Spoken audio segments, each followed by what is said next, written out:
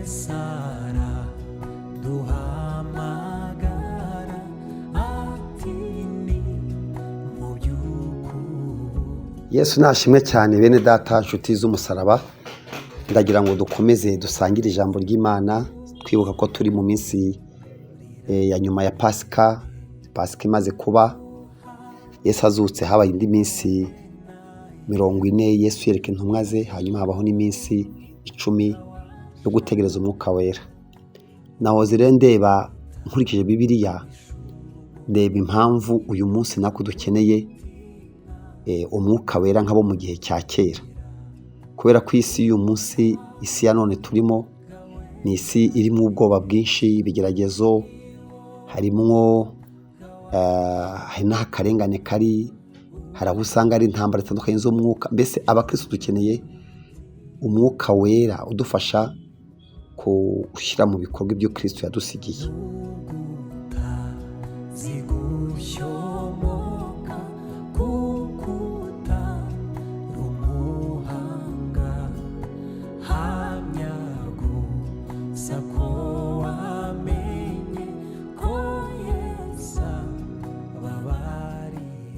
Nahoze nsoma muri igice cya mbere mu 8 mu byakozwe n'intumwa, nsanga mu kintu Imana yahaye intumwa yabaye gushira amanga.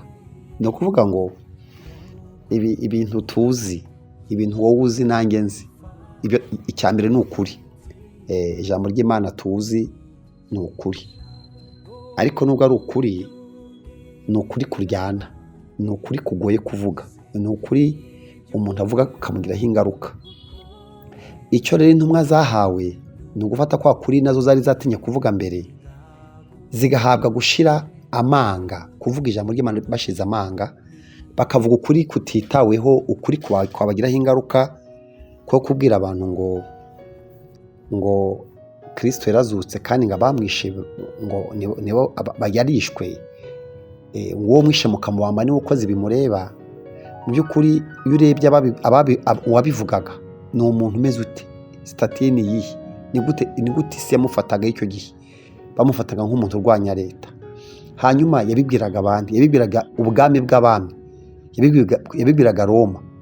Uhaguruka rero ukabwira abanyepolitike, ukabwira inzego za polisi n'umutekano na gisirikare, ugahaguruka ukavuga ngo baramwishe baramubamba n'ukoze ibyo, ukabashinja urupfu. Kandi naho uyu munsi tunavuga ko duhaye imiryango mpuzamahanga ita ku burenganzira bw'ikiremwa muntu, ngo hariho za ONU n'ibiki, bya bigo byinshi bishinzwe kuvugira abantu, nta byabagaho.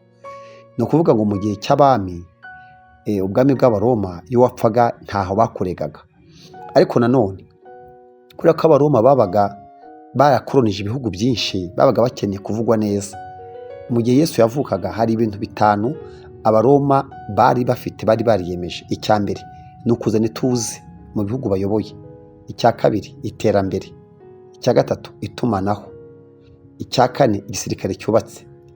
Icya gatanu politiki yo kwigarura ibihugu. Icya gatandatu kwemerwa, bakaba ari abantu abaturage bibonamo.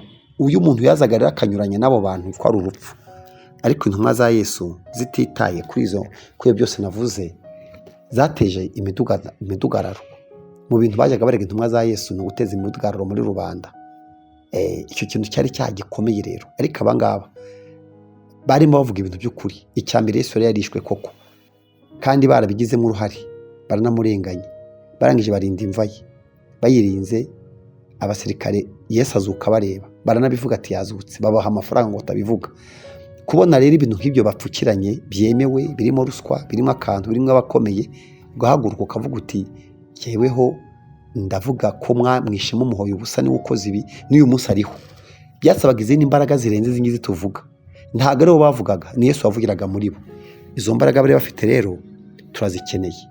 Nanjye ndeba ibintu nzi, kareba ibintu wowe uzi, kareba uburyo tubivugane intege nke n'ukuntu tubayeho, gasanga bibabaje. Reka dusabe umwuka wera mwinshi, imbaraga nyinshi kizo kuri Pentekote, tubashe guhamya Kristo tuzi kandi ubana natwe. Kadusenge. Mana yacu, imera ngushimire ko umwuka wera mudusezeranyije mu minsi y'imperuka. Niyo turimo rero, mutwoherereze kuko turamukeneye none. amateka y'ibyo yakoranye n'abatubanjirije twayumvise, ariko uyu munsi ntidushaka ko aba amateka. Turashaka ubuzima, turashaka umwuka wera utanga ubuzima, umwuka wera utuma umuntu abasha kuvuga Imana, ndetse byaba ngombwa ko umuntu anapfa agapfa, cyane ko aba asanze Kristo. Mana rero iyi nyota ndayisabye ijye ku muntu wese turi kumwe muri kino kiganiro. Urakoze ku bwa Kristo ugira neza, amen.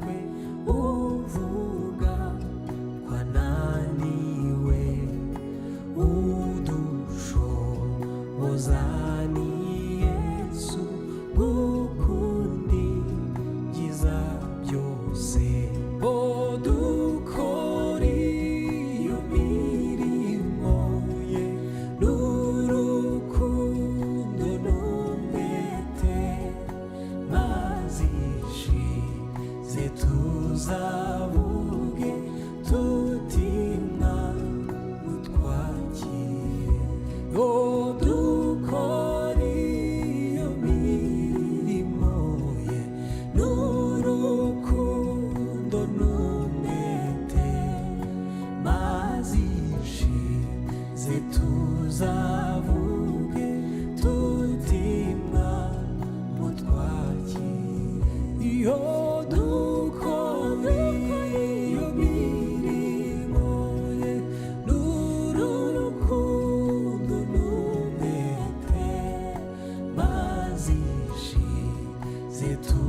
tuzavuge tutimwa mutwakire dukore iyo mirimo n'urukundo n'umwete mazishize tuzavuge tutimwa mutwakire